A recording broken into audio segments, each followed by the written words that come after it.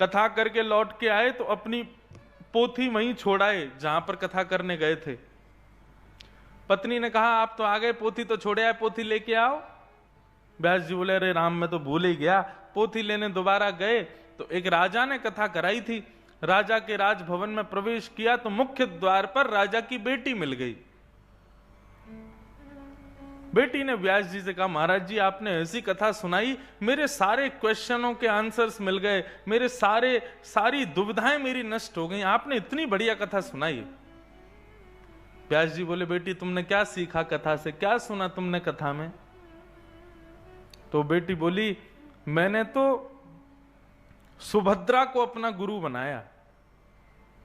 व्यास जी बोले सुभद्रा, क्या सीखा सुभद्रा से? बोले सुभद्रा अर्जुन से प्रेम करती थी और विवाह करने के लिए अर्जुन के साथ भाग गई। तो मैंने तो आपकी कथा से यह सीखा कि मैं भी एक से प्रेम करती हूं और उससे विवाह मेरे घर वाले तो करा नहीं रहे, तो मैं भागने वाली हूं। कल को कोई कहेगा तू गलत कर रही है तो कह दूंगी कथा में व्यास जी ने सुनाया था, सुभद्रा भाग गई थी। व्यास जी बोले तुझे और कोई नहीं दिखाई दिया पूरी कथा में? केवल सुभद्रा ही मिली, अपनी काम की चीज मिल गई तेरे को? व्यास जी थोड़े और आगे गए तो राजा का बेटा मिला।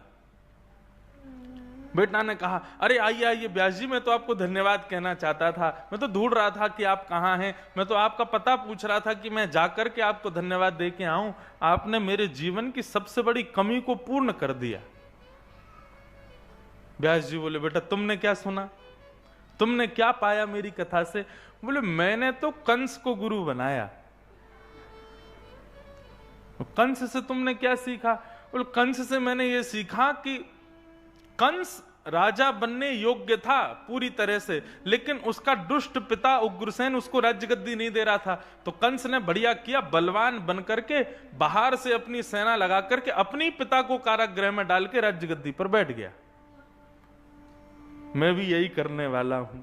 और कोई मुझसे पूछेगा कि तुम ऐसा क्यों कर रहे हो तो कह दूंगा कथा में सुना था मैंने, व्यास जी बता रहे थे मंच से। कथा में तो जो सुना जाए सब करने योग्य होता है ना। व्यास जी बोले मुझे चक्कर आ रहे हैं, मैंने कहां कथा सुना दी, भैया मेरी पोथी बता दो कहां मैं चला जाऊं अभी यहां से। थोड़ी और आगे गए तो राजा की पत्नी मिली, रानी मिली। रानी ने प्रणाम किया, जय हो महाराज जी, आपने तो 7 दिन में मानो हमारी 7 ग्रंथियां खोल दी शरीर की। देवी तुमने क्या सीखा मेरी कथा से? बोले मैंने द्रौपदी को अपना गुरु बनाया। अच्छा तुमने द्रौपदी से क्या सीखा? बोले मैंने द्रौपदी से सीखा कि द्रौपदी के 5 पति थे। यहां तो कथा रावण की भी सुनाई जाएगी और राम की भी सुनाई जाएगी, कुछ गुण रावण के भी बताए जाएंगे और कहीं कहीं पर दुर्गुण के रूप में उग्रसेन आदि के भी दुर्गुण बताए जाएंगे। आपको स्वीकार नहीं करना है, अपने बुद्धि विवेक से बैठना है, मेरे योग्य क्या है, मुझे क्या करना है, इसका पूर्ण विचार करके बैठना है। आचरण किसका करना चाहिए? आचरण सदैव उसका करना चाहिए जिसके आचरण से, जिसके स्वभाव से, जिसके दर्शन से भगवत प्रीति और ज्यादा बढ़ती हो। आहा, अनंत बलवंत श्री हनुमंत लाल जब लंका जाते हैं, विभीषण के यहां जब पहुंचे हैं तो रूप बदल लिया, एक ब्राह्मण का रूप धारण कर लिया हनुमान जी महाराज ने। रूप बदल करके जब विभीषण के सन्मुख गए हैं तो विभीषण ब्राह्मण के रूप में जब हनुमान जी को देखता है, नेत्र सजल हो जाते हैं विभीषण के। विभीषण को नहीं पता ये कौन है, लेकिन रूप बदल करके आए श्री हनुमान जी को देख करके विभीषण कहता है मेरी इच्छा हो रही है मैं आपको प्रणाम कर लूं, मेरी इच्छा हो रही है मैं आपको वंदन कर लूं, मैं अपने रघुनाथ का और स्मरण कर लूं, मैं उनको बारंबार प्रणाम कर लूं। हे विप्र देवता आप कौन हो? आप साधारण नहीं हो, आप कोई वैदिक, एक कोई भगवत भक्त हो, मुझे अपना दर्शन दीजिए। हनुमान जी अपने रूप में प्रकट हुए और प्रकट होकर के बोले, विभीषण मैं रूप बदल करके आया था, पर तुमको कैसे पता चला कि मैं कोई भगवत भक्त हूं? विभीषण इतना सुंदर उत्तर देते हैं,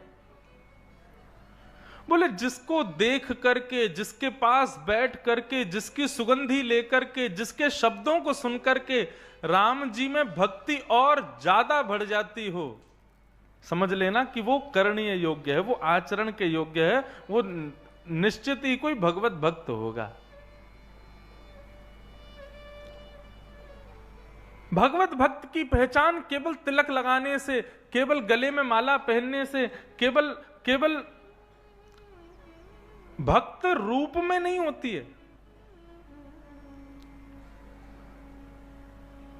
भगवत भक्त की पहचान उसके केवल सभा में बैठने मात्र से हो जाती है, उसके आसपास के वातावरण मात्र से भगवत भक्त की पहचान हो जाती है।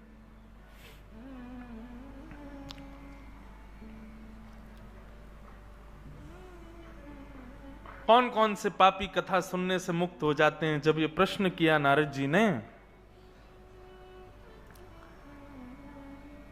सनत कुमारों ने कहा, सब प्रकार के पाप करने वाले, चाहे कितना भी बड़ा पाप हो, चाहे महापाप हो, यदि वो कथा श्रवण कर ले, सप्ताह कथा की विधि को जान करके कथा श्रवण कर ले, तो वो पुनंतिते, वो पवित्र हो जाता है।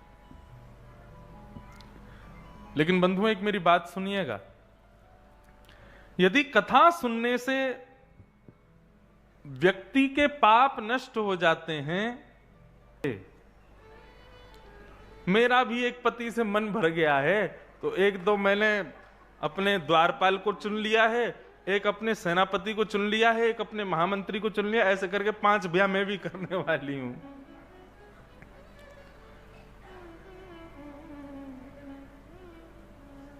ब्राह्मण देवता भागे वहां से, तभी मुख्य द्वार पर ही राजा खड़ा था।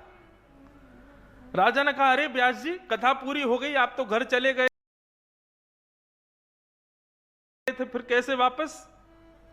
बोले मैं अपनी पोथी लेने आया था, अब जा रहा हूं, मेरी पोथी दे दो बस। राजा बोला, ऐसे कैसे दे दूं? पहले आपका उपकार का धन्यवाद तो कर दूं, मैंने आपकी कथा से बहुत कुछ सीखा। ब्राह्मण बोले, तुमने कुछ अच्छा सीखा हो, ये भगवान इसने कुछ अच्छा सीखा हो, बताओ तुमने क्या सीखा? बोले, मैंने अपना गुरु दुर्योधन को बनाया। व्यास जी बोले, दुर्योधन से तुमने क्या सीखा? बोले, दुर्योधन से मैंने ये सीखा कि भगवान शांति प्रस्ताव लेकर के गए थे कि भाई पांडवों को 5 गांव दे दो, लेकिन दुर्योधन ने स्पष्ट बोल दिया, सुच्चग्रैव न दास्यामि बिना युद्धेन केशव, सुई के नोक के बराबर जमीन भी बिना युद्ध के नहीं दूंगा। हमें पता है व्यास जी, आप अपनी कथा की दक्षिणा लेने आए हो, लेकिन मैं भी दुर्योधन को गुरु बनाए बैठा हूं, बिना युद्ध के 1 रुपया नहीं दूंगा। युद्ध कीजिए और अपनी दक्षिणा लेके जाइए। व्यास जी बोले, जान बची सो लाखों पाए, लौट के बुद्धू घर को आए।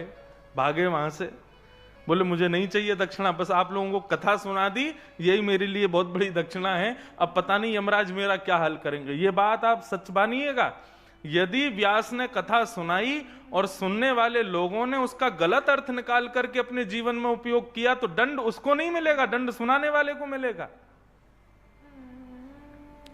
इसलिए भैया, ये राजा रानी और इनके बालकों की तरह कथा में मत आना।